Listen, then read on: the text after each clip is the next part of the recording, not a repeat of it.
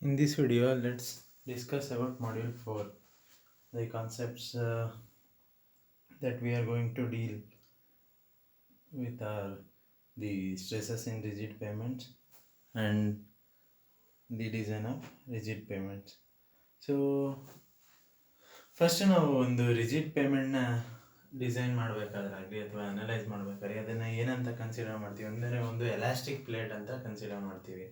Elastic plate ಅಂದರೆ it's nothing but ನೀವು ಈ ಪ್ಲೇಟ್ ಮೇಲೆ ಲೋಡ್ ಅಪ್ಲೈ ಮಾಡಿದಾಗ ಅದು ಏನೋ ಡಿಫಾರ್ಮ್ ಆಗುತ್ತೆ ಆ್ಯಂಡ್ ಆ ಲೋಡ್ನ ರಿಮೂವ್ ಮಾಡ್ತಿದ್ದಂಗೆ ಅದು ಒರಿಜಿನಲ್ ಪೊಸಿಷನ್ ಮತ್ತು ಶೇಪ್ಗೆ ಬರುತ್ತೆ ಅಂತ. So this is the first assumption. So ಈ ಅಸಂಪ್ಷನ್ನ ಇಟ್ಕೊಂಡು ನಾವು ಡಿಸೈನ್ ಮಾಡ್ತಾ ಹೋಗ್ತೀವಿ ಮತ್ತು ಪ್ಲೇಟ್ ಥಿಯರಿನ ಯೂಸ್ ಮಾಡಿ ಇದನ್ನು ನಾವು ಅನಲೈಸ್ ಮಾಡ್ತಾ ಹೋಗ್ತೀವಿ. ಆ್ಯಂಡ್ ಇಲ್ಲೇನಾಗುತ್ತೆ ಅಂತಂದರೆ ನಿಮಗೆ ಏನು ಫ್ಲೆಕ್ಸಿಬಲ್ ಪೇಮೆಂಟಲ್ಲಿ ಎಲ್ಲಿ ಲೋಡ್ ಅಪ್ಲೈ ಆಗ್ತಾ ಇತ್ತು ಆ ನೇರಕ್ಕೆ ನಿಮಗೆ ಏನು ವಾಟ್ ಇಸ್ ಡಿಫಾರ್ಮೇಷನ್ಸ್ಗಳು ಇವುಗಳು ಬರ್ತಾ ಇತ್ತು. ಸೊ ರಟ್ಟಿಂಗ್ ಆಗೋದು ಇವುಗಳನ್ನ ನೀವು ಕಾಮನ್ ಆಗಿ ನೋಡಿದ್ರಿ. ಅದೇ ನಿಮಗೆ ರಿಜಿಡ್ ಪೇಮೆಂಟಲ್ಲಿ ಏನಾಗುತ್ತೆ ಅಂದರೆ ಎಂಟೈರ್ ಪೇಮೆಂಟೇ ನಿಮಗೆ ಬೆಂಡ್ ಆಗುತ್ತೆ. ಸೊ ಸ್ಟ್ರೆಸ್ ಯಾವುದೋ ಒಂದು ಪಾಯಿಂಟಲ್ಲಿ ನಿಮಗೆ ಜಾಸ್ತಿ ಇರೋದಿಲ್ಲ. ಇದು ಎಲಾಸ್ಟಿಕ್ ಪ್ಲೇಟ್ ಆಗಿ ಬಿಹೇವ್ ಮಾಡಿದ್ರೆ ಅದರ ಕೆಳಗಡೆ ಇರೋ ಲೇಯರ್ಗಳು ವಿಸ್ಕಸ್ ಫೌಂಡೇಶನ್ ಆಗಿ ಬಿಹೇವ್ ಮಾಡಿ ಕಾಂಟ್ಯಾಕ್ಟ್ ಪ್ರೆಷರ್ ನಿಮಗೆ ಎಲ್ಲ ಕಡೆ ಈಕ್ವಲ್ ಆಗಿರುತ್ತೆ. So this is the assumption we are going to make while designing and while dealing with the rigid payments. And ಇದಲ್ಲದೆ ಏನು let's see what are all the kinds of stresses which will be present in rigid payment or which will appear in rigid payments. The first kind of stresses are wheel load stresses.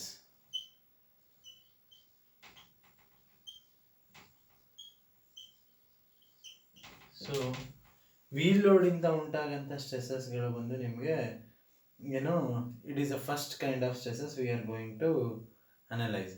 ನಿಮಗೆ ಏನಾದರೂ wheel load ಜಾಸ್ತಿ ಆಗ್ತಾ ಇದೆ ಅಂದರೆ ಅದರ ಅರ್ಥ ಏನಂದರೆ in turn ನಿಮಗೆ ಸ್ಟ್ರೆಸ್ ಕೂಡ ಜಾಸ್ತಿ ಆಗ್ತಾ ಇದೆ ಅಂತ.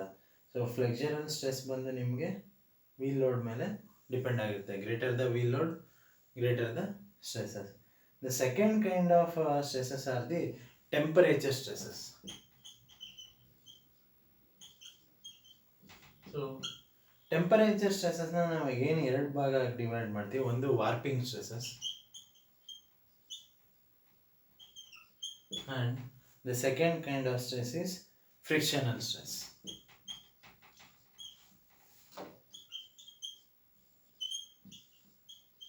ಸೊ ವಾರ್ಪಿಂಗ್ ಸ್ಟ್ರೆಸ್ ಮತ್ತು ಫ್ರಿಕ್ಷನಲ್ ಸ್ಟ್ರೆಸ್ ಕೂಡ ಎರಡೂ ಟೆಂಪ್ರೇಚರ್ ಚೇಂಜಸ್ ರಿಸಲ್ಟ್ ಆಗಿರುತ್ತೆ. ಫ್ರಿಕ್ಷನಲ್ ಸ್ಟ್ರೆಸ್ ಅಂದರೆ ಏನಾಗುತ್ತೆ ಅಂದರೆ ನಿಮ್ಗೆ ಒಂದು ಕಾಂಕ್ರೀಟ್ ಸ್ಲ್ಯಾಬ್ ಆಗಿರ್ಬೋದು, ಒಂದು ಕಾಂಕ್ರೀಟ್ ಎಲಿಮೆಂಟ್ಗಳೇನಾಗುತ್ತೆ ಏನೋ ಎಕ್ಸ್ಪ್ಯಾಂಡ್ ಆಗೋದು ಮತ್ತು ಕಾಂಟ್ರಾಕ್ಟ್ ಆಗೋದು ಆಗ್ತಾ ಇರುತ್ತೆ. ಇಂಥ ಟೈಮಲ್ಲಿ ಒಂದು ಏನೋ ಸ್ಲ್ಯಾಬಿನ ಕಾಂಪೊನೆಂಟು ಇನ್ನೊಂದು ಏನೋ ಸ್ಲ್ಯಾಬ್ ಕಾಂಪೊನೆಂಟ್ ಮೇಲೆ ಸ್ಟ್ರೆಸಸ್ಗಳನ್ನ ಏರ್ತಾ ಹೋಗ್ತವೆ. ಅಂದರೆ due to the constraints, space constraints stresses generate ಆಗ್ತಾ ಹೋಗುತ್ತೆ. ಇವುಗಳನ್ನ ನಾವು ಫ್ರಿಕ್ಷನಲ್ ಸ್ಟ್ರೆಸಸ್ ಅಂತ ಕರಿತಾ ಹೋಗ್ತೀವಿ. ವಾರ್ಪಿಂಗ್ ಸ್ಟ್ರೆಸಸ್ ಅಂದರೆ ಏನಾಗುತ್ತೆ ಅಂದರೆ ನಿಮಗೆ ಟಾಪ್ ಲೇಯರು ಸನ್ಗೆ ಡೈರೆಕ್ಟಾಗಿ ಎಕ್ಸ್ಪೋಸ್ ಆಗೋದ್ರಿಂದ ಟೆಂಪರೇಚರು ಜಾಸ್ತಿ ಇರುತ್ತೆ. ಆ್ಯಂಡ್ ಸಬ್ಗ್ರೇಡ್ ಲೇಯರ್ ಬಂದು ನಿಮಗೆ ಮಾಯ್ಚರ್ ಕಂಟೆಂಟ್ ಇರುತ್ತೆ ಮತ್ತು ಅದು ಡೈರೆಕ್ಟಾಗಿ ಸನ್ಗೆ ಎಕ್ಸ್ಪೋಸ್ ಆಗದೆ ಇರೋದ್ರಿಂದ ಇಲ್ಲಿ ನಿಮಗೆ ಟೆಂಪ್ರೇಚರ್ ಕಡಿಮೆ ಇರುತ್ತೆ. This make the slab to twist or go out of shape. So ಇವುಗಳನ್ನ ನಾವು ವಾರ್ಪಿಂಗ್ ಸ್ಟ್ರೆಸಸ್ ಅಂತ ಕನ್ಸಿಡರ್ ಮಾಡ್ತೀವಿ. ಆ್ಯಂಡ್ ವಾರ್ಪಿಂಗ್ ಸ್ಟ್ರೆಸಸ್ ಇವು ಎರಡೂ they will be caused both due to temperatural variation. And ಇದಲ್ಲದೆ ನೆಕ್ಸ್ಟ್ ಕೈಂಡ್ ಆಫ್ ಸ್ಟ್ರೆಸಸ್ ಬಂದು stresses due to variation in moisture content.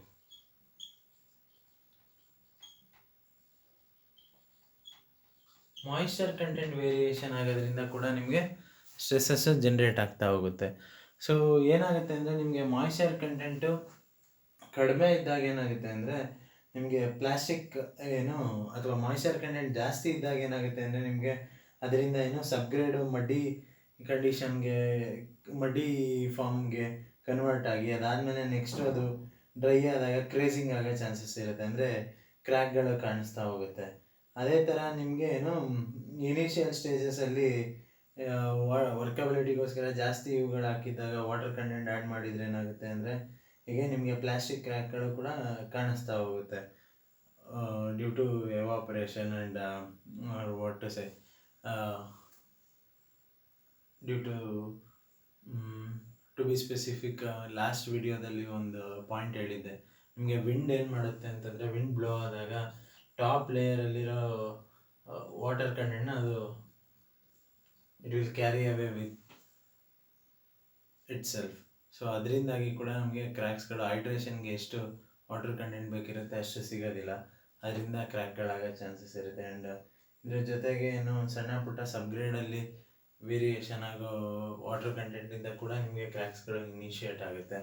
And ಇದಿಷ್ಟು ಅಲ್ಲದೆ ಟೆಂಪ್ರೇಚರ್ ವೇರಿಯೇಷನ್ಗಳಿಂದ ಕೂಡ ಇಂಟರ್ನ್ ಏನು ಇದ್ರ ಮೇಲೆ ಎಫೆಕ್ಟ್ ಆಗೋ ಚಾನ್ಸಸ್ ಇರುತ್ತೆ. ಆ್ಯಂಡ್ ನಿಮಗೆ ಮಾಯಿಶ್ಚರ್ ಕಂಟೆಂಟದು ಏನು ಸ್ಟ್ರೆಸಸ್ಗಳಿರುತ್ತೆ ಅದು ಟೆಂಪ್ರೇಚರ್ ಸ್ಟ್ರೆಸಸ್ಸಿಂದ ಎನ್ಕೌಂಟರ್ ಆಗ್ತಾ ಹೋಗುತ್ತೆ, ಅಂದರೆ ಎರಡು ಆಪೋಸಿಟು each other. And the last kind of stresses ಅಂದರೆ ಇದಿಷ್ಟನ್ನು ಸೇರಿ ನಾವು ಕಂಬೈನ್ಡ್ ಸ್ಟ್ರೆಸಸ್ ಅಂತ ಕರಿತಾ ಹೋಗ್ತೀವಿ.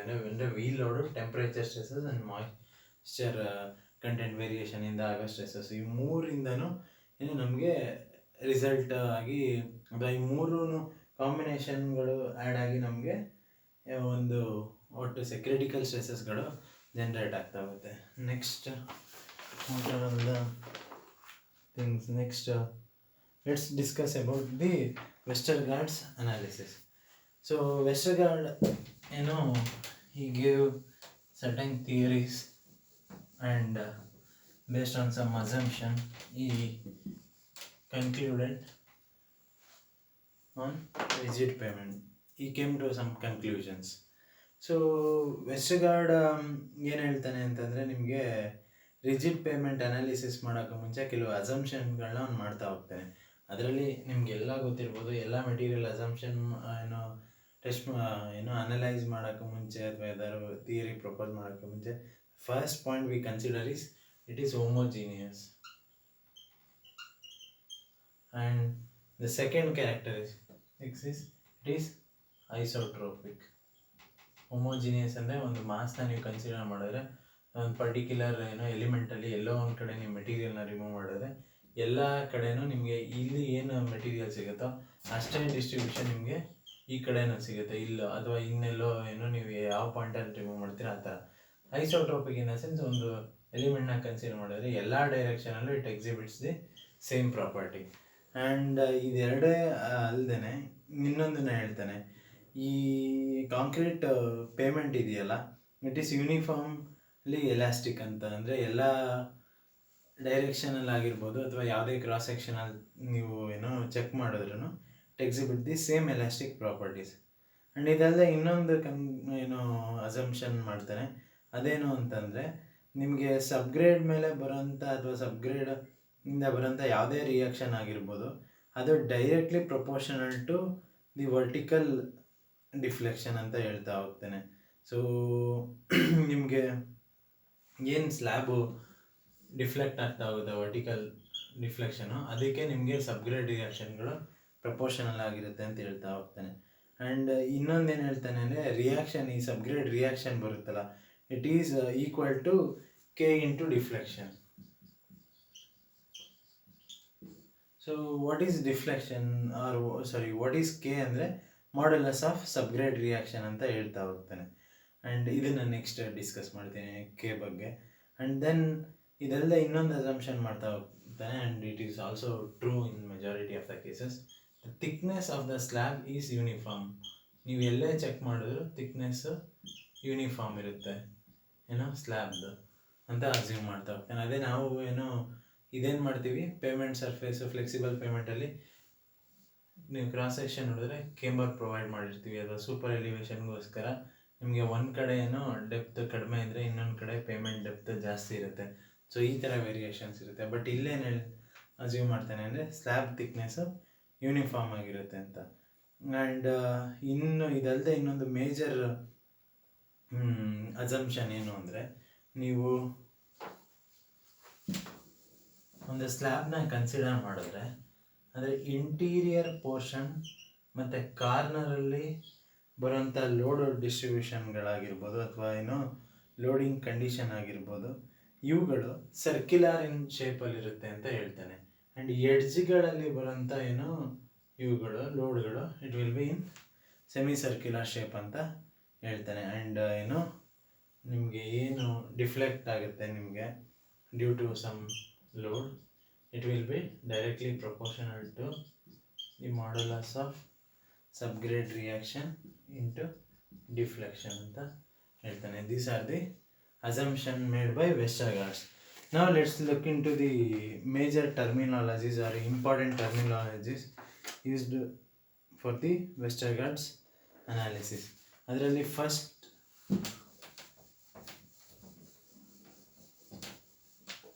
the first one is modulus of subgrade reaction. Okay, so modulus of subgrade reaction ನಾನು ಹೆಂಗೆ ಡಿಫೈನ್ ಮಾಡ್ತಾ ಹೋಗ್ತೇನೆ ಅಂದರೆ, it is a pressure sustain per unit deformation. ನಿಮಗೆ ಡಿಫಾರ್ಮೇಷನ್ ನೋನ್ ಇರುತ್ತೆ ಅಂದರೆ ಯೂನಿಟ್ ಡಿಫಾರ್ಮೇಷನ್ ಆಗ್ತಾ ಇದೆ ಅಂತ ಅಸ್ಯೂಮ್ ಮಾಡೋಣ ಯಾವುದೋ ಒಂದು ಸಬ್ಗ್ರೇಡ್ ಮೇಲೆ. It will be what to say, deformation ಆಗ್ತಾ ಇದ್ರೆ ಸಬ್ಗ್ರೇಡ್ದು ಅಟ್ ಎ ಸ್ಪೆಸಿಫಿಕ್ ಪ್ರೆಷರ್ ನಿಮಗೆ excuse me, modulus of subgrade reaction ಏನಂತ ಡಿಫೈನ್ ಮಾಡ್ತಾ ಹೋಗ್ತಾನೆ ಅಂದರೆ, pressure sustain by the subgrade for unit deformation at a what is a known pressure or known deformation ಅಂತ ಹೇಳ್ತಾ ಹೋಗ್ತಾನೆ. Using a specified or specific plate size ಅಂತ. ಅಂದರೆ ನಿಮಗೆ ಆ ಪ್ಲೇಟ್ದು ಕಾಂಟ್ಯಾಕ್ಟ್ ಏರಿಯಾ ಗೊತ್ತಿರುತ್ತೆ ಅಥವಾ ಡಯಾಮೀಟರ್ ಗೊತ್ತಿರುತ್ತೆ ಅಂತ ಹೇಳ್ತಾ ಹೋಗ್ತಾನೆ. So modulus of subgrade reaction ನಾವು ಕೆ ಅಂತ ಕನ್ಸಿಡರ್ ಮಾಡಿದರೆ, it is given by pressure sustain by the subgrade at unit deformation. And unit deformation or non deformation ಅಂತ ಹೇಳ್ತಾನೆ. ಯೂಶಲಿ ನಾವು ಇದನ್ನು 0.125 ಸೆಂಟಿಮೀಟರ್ಸ್ ಅಂತ ಕನ್ಸಿಡರ್ ಮಾಡ್ತೀವಿ. So answer will be obtain in kg/cm². So the next ಅಂದರೆ ನೀವು ಈ ಕನ್ಕ್ಲೂಷನ್ಗೆ ಬರಬೇಕು ಅಂದರೆ ಪಿನ ಕೂಡ kg/cm² ಸಬ್ಸ್ಟಿಟ್ಯೂಟ್ ಮಾಡಬೇಕು. ಆ್ಯಂಡ್ ಕೆ ನಿಮಗೆ ಏನು ಸಿಗುತ್ತೆ ಇದು kg/cm² ಆದರೆ ಇದು ಸೆಂಟಿಮೀಟರಲ್ಲಿರೋದ್ರಿಂದ kg/cm³ ಆಗುತ್ತೆ. ಆ್ಯಂಡ್ ನೆಕ್ಸ್ಟ್ ಟರ್ಮ್ ಅವನು ಯಾವುದ್ರ ಬಗ್ಗೆ ಡಿಸ್ಕಸ್ ಮಾಡ್ತಾನೆ ಅಂದರೆ, radius of relative stiffness L. ಕೆಲವು ಟೆಕ್ಸ್ಟ್ ಬುಕ್ಗಳಲ್ಲಿ ಕ್ಯಾಪಿಟಲ್ ಎಲ್ ಅಂತ ಹೇಳ್ತಾನೆ. ಸೊ ನಿಮಗೆ ಈ ಸ್ಲ್ಯಾಬ್ದು ಏನೇ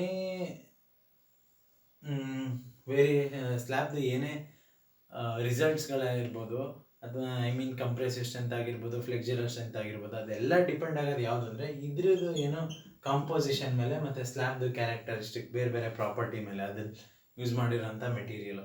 but relative stiffness of slab ಏನಾಗುತ್ತೆ ಅಂದರೆ, ನಿಮಗೆ not only depends on the material R the properties used in the concrete, ಅದ್ರ ಜೊತೆಗೆ ಸಬ್ಗ್ರೇಡ್ ಸಪೋರ್ಟ್ ಏನು ಸಿಕ್ಕಿರುತ್ತೆ ಆ ಸಬ್ಗ್ರೇಡ್ದು ಪ್ರಾಪರ್ಟೀಸ್ ಕೂಡ ಇದಕ್ಕೆ it will be influencing, it is going to influence the relative stiffness of the slab ಅಂತ ಹೇಳ್ತಾ ಹೋಗ್ತೇನೆ.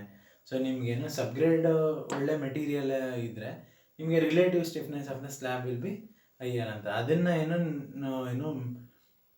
ನಿಮಗೆ ರೇಷನಲ್ ಆಗಿ ಹೇಳೋಕ್ಕೋಸ್ಕರ ನಿಮಗೆ ಒಂದು ಫಾರ್ಮುಲಾನ ಕೊಟ್ಟಿದ್ದಾನೆ. L is equal to EH cube.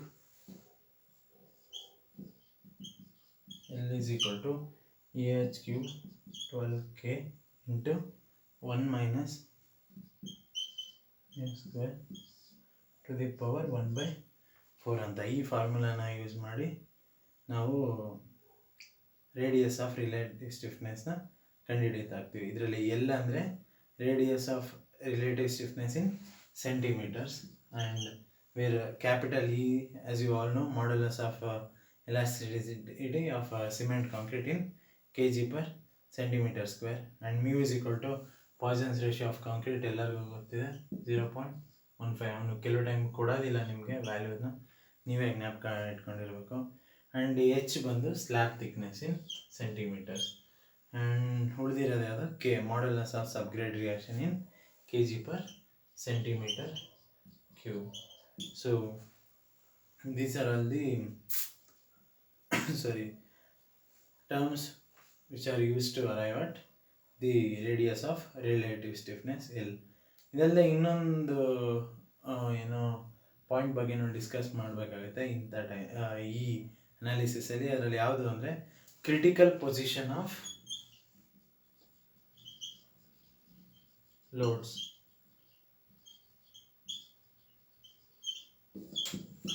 So ಲೋಡ್ಗಳದ್ದು ಕ್ರಿಟಿಕಲ್ ಪೊಸಿಷನ್ನ ಅವನು ಹೇಳ್ತಾ ಹೋಗ್ತಾನೆ. ಆ್ಯಕ್ಚುಲಿ ಏನೋ ಈ ಪರ್ಟಿಕ್ಯುಲರ್ ಅನಾಲಿಸಿಸಲ್ಲಿ ಅವನು ಮೂರು ಏನೋ ಪಾಯಿಂಟ್ ಬಗ್ಗೆ ಮಾತಾಡೋದು. ಅಂದರೆ 3 ಪಾಯಿಂಟಲ್ಲಿ ಸ್ಟ್ರೆಸ್ಗಳ ಬಗ್ಗೆ ಮಾತಾಡ್ತಾನೆ. ಏನಕ್ಕೆ ಈ 3 ಪಾಯಿಂಟ್ನ ಕನ್ಸಿಡರ್ ಮಾಡ್ತಾರೆ ಅಂತಂದರೆ, ಇವೊಂದು ನಿಮಗೆ ಏನು ಒಂದು ಕಾಂಕ್ರೀಟ್ ಪೇಮೆಂಟ್ ಆಗಿರ್ಬೋದು, ಇವುಗಳು ಏನು ಇಟ್ಸ್ ಹೊಮೋಜಿನಿಯಸ್, ಐಸೋಟ್ರೋಪಿಕ್ ಅಂತ ಎಲ್ಲ ಕನ್ಸಿಡರ್ ಮಾಡಿದ್ರು ನಾವು, ಮೆಟೀರಿಯಲ್ ಆಗಿರ್ಬೋದು ಅಥವಾ ಅದು ಮೋನೋಲಿಥಿಕ್ ಅಂತ ಇಟ್ಸ್ ಎ ಸಿಂಗಲ್ ಪೇಮೆಂಟ್ ಅಂತ ಕನ್ಸಿಡರ್ ಮಾಡಿದ್ರು, it's comprised of small units. So ಈ ಯೂನಿಟು ಒಂದು ಸಣ್ಣ ಸ್ಲ್ಯಾಬ್ ಅಂತ ಕನ್ಸಿಡರ್ ಮಾಡಿದಾಗ ಇದರಲ್ಲಿ ನಿಮಗೆ ಏನು 3 ಪಾಯಿಂಟಲ್ಲಿ ಈಗ ಇದು ಒಂದೇ ಪೇಮೆಂಟ್ ಆದ್ರೂ ಇಲ್ಲಿ 2 ಸ್ಲ್ಯಾಬ್ ಇರುತ್ತೆ. ಸೊ ಎರಡರ ಮಧ್ಯೆ ಒಂದು ಇಂಟರ್ಸೆಕ್ಷನ್ ಇರುತ್ತೆ. ನಿಮಗೆ ಪ್ರಾಪರ್ಟೀಸು ವೇರಿ ಆಗೋ ಚಾನ್ಸಸ್ ಇರುತ್ತೆ. ಐ ಮೀನ್ ಸ್ಟ್ರೆಸ್ ಕಂಡೀಷನ್ಸ್ಗಳು ವೇರಿ ಆಗುತ್ತೆ. ಸೊ 3 ಪಾಯಿಂಟಲ್ಲಿ ಅವನು ನಿಮಗೆ ಕನ್ಸಿಡರ್ ಮಾಡ್ತಾನೆ ಸ್ಟ್ರೆಸ್ಗಳನ್ನ ಕ್ರಿಟಿಕಲ್ ಅಂತ. ಒಂದು ಸೆಂಟರಲ್ಲಿ, ಇನ್ನೊಂದು ಕಾರ್ನರಲ್ಲಿ, ಇನ್ನೊಂದು ಎಡ್ಜಲ್ಲಿ. ಆ್ಯಂಡ್ ಕಾರ್ನರ್ ಮತ್ತು ಸೆಂಟರ್ದು ಬಂದು ಸರ್ಕ್ಯುಲರ್ ಇರುತ್ತೆ ಅಂತ ಹೇಳ್ತಾನೆ. ಆ್ಯಂಡ್ ಎಡ್ಜ್ ಬಂದು ಸೆಮಿ ಸರ್ಕ್ಯುಲರ್ ಇನ್ ಶೇಪ್ ಅಂತ ಹೇಳ್ತಾ ಹೋಗ್ತಾನೆ. So interior loading, critical loading conditions ಬಂದು interior loading, edge loading and corner loading ಅಂತ ಹೇಳ್ತಾ ಹೋಗ್ತಾನೆ. ಸೊ ಇದ್ರ ಜೊತೆಗೆ ಇನ್ನೊಂದು ಮೇಜರ್ ಪ್ರಾಪರ್ಟಿ, ಮೇಜರ್ ಟರ್ಮಿನಾಲಜಿ ಅವ್ನು ಮಾತಾಡೋದು ಯಾವುದು ಅಂತಂದರೆ ನಿಮಗೆ equivalent radius of resisting section. So which is denoted by small B. So ಈಗ ಏನು ಇಂಟೀರಿಯರ್ ಲೋಡಿಂಗ್ ಕಂಡೀಷನ್ ಬಂದಾಗ ಮ್ಯಾಕ್ಸಿಮಮ್ ಬೆಂಡಿಂಗ್ ಮೂಮೆಂಟ್ ಬರುತ್ತೆ ನಿಮಗೆ. ಇಲ್ಲಿ ಯಾವ ಲೋಡಿಂಗ್ ಏರಿಯಾದಲ್ಲಿ ಬರುತ್ತೆ, ಫಾರ್ ಎಕ್ಸಾಂಪಲ್ ಆ ಲೋಡಿಂಗ್ ಏರಿಯಾದಲ್ಲಿ ಎಲ್ಲ ಒಂದು ಕಡೆ ಏನೋ ಕಾಂಟ್ಯಾಕ್ಟ್ ಏರಿಯಾ ಕನ್ಸಿಡರ್ ಮಾಡೋಣ, ಆದರೆ ಏನೋ ಇಂಟೀರಿಯರ್ ಪೋರ್ಷನಲ್ಲಿ. ಸೊ ಅಲ್ಲಿ ನಿಮಗೆ ಏನೋ ಮ್ಯಾಕ್ಸಿಮಮ್ ಸ್ಟ್ರೆಸಸ್ಗಳು ಜನ್ರೇಟ್ ಆಗ್ತಾ ಇರುತ್ತೆ due to the loading. And ಇದು ನಿಮಗೆ ಹೆಂಗೆ ಡಿಸ್ಟ್ರಿಬ್ಯೂಟ್ ಆಗುತ್ತೆ ಅಂತಂದರೆ, ಆ್ಯಕ್ಟ್ ಆಗುತ್ತೆ ಅಂದರೆ ರೇಡಿಯಲ್ಲಿ ಆ್ಯಕ್ಟ್ ಆಗುತ್ತೆ ಅಂತ ನಾವು ಅಸ್ಯೂಮ್ ಮಾಡ್ತೀವಿ. ಇನ್ ರೇಡಿಯಲ್ಲಿ ಐ ಮೀನ್ ಎಲ್ಲ ಡೈರೆಕ್ಷನಲ್ಲೂ ಯೂನಿಫಾರ್ಮ್ ಆಗಿ ಡಿಸ್ಟ್ರಿಬ್ಯೂಟ್ ಆಗುತ್ತೆ ಅಂತ. ಬಟ್ ಅದು ಯಾವ ಏರಿಯಾಗೆ ಡಿಸ್ಟ್ರಿಬ್ಯೂಟ್ ಆಗುತ್ತೆ, ಅದರಿಂದ ಏನೋ ಪೇಮೆಂಟ್ಗೆ ಹೆಂಗೆ ಎಫೆಕ್ಟ್ ಆಗುತ್ತೆ ಅಂತ ನೋಡೋದಕ್ಕೆ ನಾವು ಈ ಫಾರ್ಮುಲಾನ, ವೆಸ್ಟರ್ಗಾರ್ಡ್ ಫಾರ್ಮುಲಾನ ಯೂಸ್ ಮಾಡ್ತೀವಿ. ಇದರಲ್ಲಿ ಅವ್ನು ಏನು ಹೇಳ್ತಾನೆ ಅಂದರೆ, ಈಕ್ವಿವೆಲೆಂಟ್ ರೇಡಿಯಸ್ ಆಫ್ ರೆಸಿಸ್ಟಿಂಗ್ ಸೆಕ್ಷನ್ನ ನಾವು in terms of radius of load distribution ಹೇಳ್ಬೋದು. ಆ್ಯಂಡ್ ಸ್ಲ್ಯಾಬ್ ಥಿಕ್ನೆಸ್ಸಲ್ಲಿ ಮಾತಾಡ್ಬೋದು. ಅವೆರಡನ್ನು ಕೋರಿಲೇಟ್ ಮಾಡಿ ನಾವು ಬಿಗೆ ಅರೈವ್ ಆಗ್ಬೋದು. So b is equal to square root of 1.6 a square h square minus 0.675 h ಅಂತ ಹೇಳ್ತಾನೆ. And where b is equal to equivalent radius of resisting section in centimetres. And ಇದು ನಿಮಗೆ ಯಾವಾಗ ಅಪ್ಲಿಕಬಲ್ ಅಂದರೆ only when a will be lesser than 1.742 h. A ಅಂದ್ರೇನು, radius of wheel load distribution that in centimetres. And H ಅಂದರೆ slab thickness in centimeter. ಈ criteria okay ಆದರೆ ಮಾತ್ರ ನಾವು ಈ ಫಾರ್ಮುಲಾನ ಅಪ್ಲೈ ಮಾಡೋಕ್ಕಾಗೋದು. ಇಲ್ಲ ಅಂದರೆ if a is greater than 1.742 h ಅಂತ ಆದರೆ ಆಗೇನಾಗುತ್ತೆ ಅಂದರೆ b will be equal to a. ನಿಮಗೆ equivalent radius of resisting section ಬಂದು it will be directly equal to the radius of wheel load distribution ಅಂತ ಕನ್ಸಿಡರ್ ಮಾಡ್ತೀವಿ. ಒಂದೆರಡು ಲೆಕ್ಕನ ಏನೋ ನೋಡೋಣ. ನಿಮಗೆ ಸಾಫ್ಟ್ ಕಾಪಿ ಸರ್ಕ್ಯುಲೇಟ್ ಮಾಡಿದ್ದೀನಲ್ಲ ಗ್ರೂಪಲ್ಲಿ, ಅಲ್ಲಿ ಪೇಜ್ ನಂಬರ್ 108 ಈ ಪ್ರಾಬ್ಲಮ್ ಇದೆ, 108 and 109. So let's look into the problem. Compute the radius of relative stiffness of 15 cm thick CC slab using following data.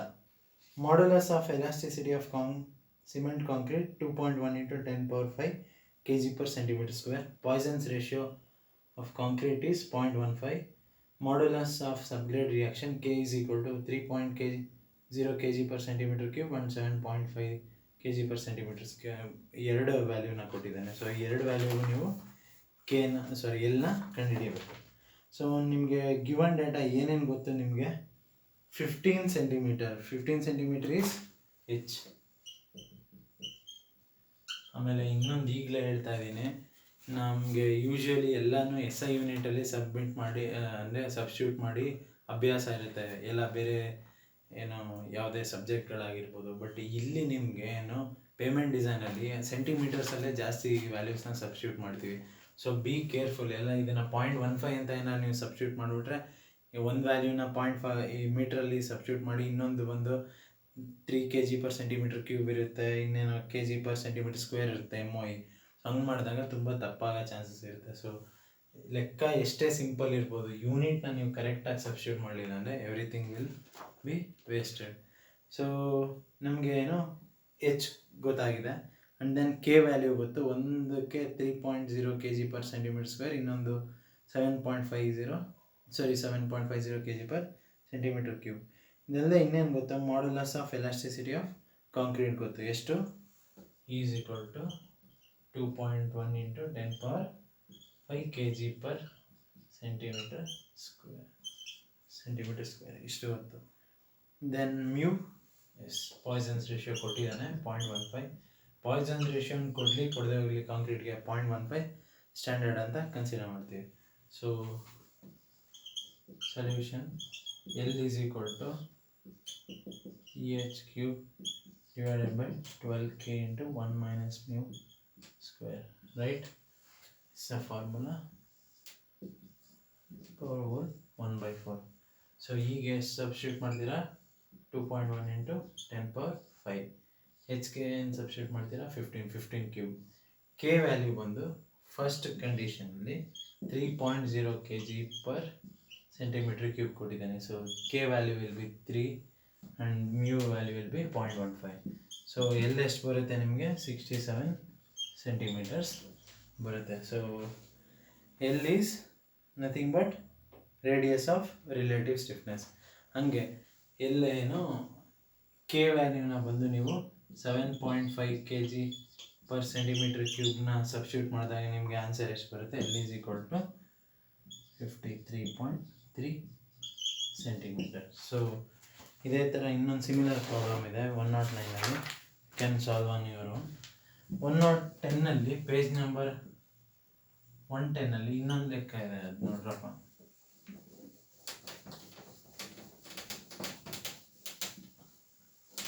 So ಇದರಲ್ಲಿ ನಾನು ಏನು ಹೇಳ್ತೇನೆ ಅಂದರೆ, compute the equivalent radius of resisting section of 20 cm thick slab given that radius of contact area we load is 15 cm. So ಏನು ಕೊಟ್ಟಿದ್ದಾನೆ? H ಕೊಟ್ಟಿದ್ದಾನೆ 20 cm and A ಕೊಟ್ಟಿದ್ದಾನೆ ಎಷ್ಟು? 15 cm. ಡೈರೆಕ್ಟಾಗಿ A ಕೊಡ್ಬೋದು, ಇಲ್ಲ ಅಂದರೆ ಏನು ಮಾಡ್ಬೋದು, ನಿಮಗೆ ವಿ ಲೋಡ್ ಟೈರ್ ಪ್ರೆಷರ್ ಅಂತ ಆ ಥರನೂ ನಿಮಗೆ ಏನೋ ಟ್ವಿಸ್ಟ್ ಮಾಡೋ ಚಾನ್ಸಸ್ ಇರುತ್ತೆ. ರಿಜಿಡ್ ಪೇಮೆಂಟಲ್ಲಿ ನಿಮ್ಗೆ ಆದಷ್ಟು ಡೈರೆಕ್ಟಾಗಿ ಏನೋ ಕೊಡ್ತಾ ಹೋಗ್ತಾನೆ. ಸೊ ಈಗ ನಾವು ಮಾಡಬೇಕಾಗಿರೋದೇನು, ವೆದರ್ ಟು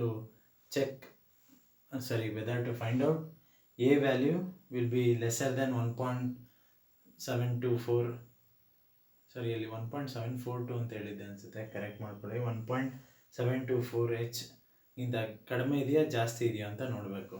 ಸೊ ನಿಮಗೆ ಏನು ಕಡಿಮೆ ಇದ್ದಾಗ ಏನು ಮಾಡ್ತೀವಿ, B is equal to 1.6 A² + H² square root of all this minus 0.675 H ಮಾಡ್ತೀವಿ. ಇಲ್ಲಾಂದರೆ ಗ್ರೇಟರ್ ದೆನ್ 1.724 H ಇದ್ದರೆ ಡೈರೆಕ್ಟಾಗಿ B is equal to A ಅಂತ ಬರೀತಾ ಹೋಗ್ತೀವಿ. ಫಸ್ಟು ಈ ಕಂಡೀಷನ್ನ ನೀವು ಚೆಕ್ ಮಾಡಬೇಕು. ಏನು A is lesser than or greater than ಎಷ್ಟಿದೆ ಏನೋ 1.724 Hಗಿಂತ ಅಂತ. ಸೊ ಇಲ್ಲಿ A ವ್ಯಾಲ್ಯೂ ಗೊತ್ತು 15. A/H will be 15/20, which is nothing but 3/4. 0.75. 0.75 is lesser than 1.724. So cross multiply ಮಾಡಿದ್ರೆ A is equal to 0.75 H, which is lesser than 1.724 H. So next is substitute the values. 1.6 A square, A is 15 plus H square, H is 20 square minus 0.675 h ಎಷ್ಟು 20. Okay, so ಇದನ್ನು ಮಾಡಿದಾಗ ನಿಮಗೆ direct answer ಸಿಗುತ್ತೆ 14.07 centimeter B value. So B will be equivalent radius of resisting section. ಇದೇ ಥರ ಅಲ್ಲೇ ಇನ್ನೊಂದು ಏನೋ ಲೆಕ್ಕ ಹೇಳಿದ್ದಾನೆ 110 ಪೇಜಲ್ಲಿ. Let's look into it. Determine the equivalent radius of resisting section of 20 centimeter thick slab, H is equal to 20 centimeter thick slab, given that the ratio of radius of V load distributed to the thickness of slab is equal to 0.4. ಅಂದರೆ ಒಂದು ratio ಕೊಟ್ಟಿದ್ದಾನೆ 0.4 ಅಂತ. ಇದು ಯಾವುದ್ರದ್ದು ratio ಅಂದರೆ radius of wheel load distribution, that means a to the thickness of slab means h, a by h will be equal to 0.4 ಅಂತ. ಇದರಲ್ಲಿ unknown ಯಾವುದು ಎ. ಸೊ ಎಚ್ ವ್ಯಾಲ್ಯೂ ಗೊತ್ತು, a is equal to 0.4 into 20 which is nothing but ಎಷ್ಟು 8 centimeter. So 1600 8 centimeters. So ಈಗ ನಾವೇನು check ಮಾಡಬೇಕು, a by H value check ಮಾಡಬೇಕು, whether it is less than 1.724 h ಅಂತ. Obviously a by H value is less than 1.72 h. Again b is equal to 1.6 a square plus h square minus 0.675 h. ಈ ಫಾರ್ಮುಲಾಗೆ substitute ಮಾಡಿ b ವ್ಯಾಲ್ಯೂನ ಕಂಡುಹಿಡಿತೀರಾ, equivalent radius of resisting section ವ್ಯಾಲ್ಯೂನ. So ಮಿಕ್ಕಿ topic ನಾನು next ವೀಡಿಯೋದಲ್ಲಿ continue ಮಾಡ್ತೀನಿ. Thank you.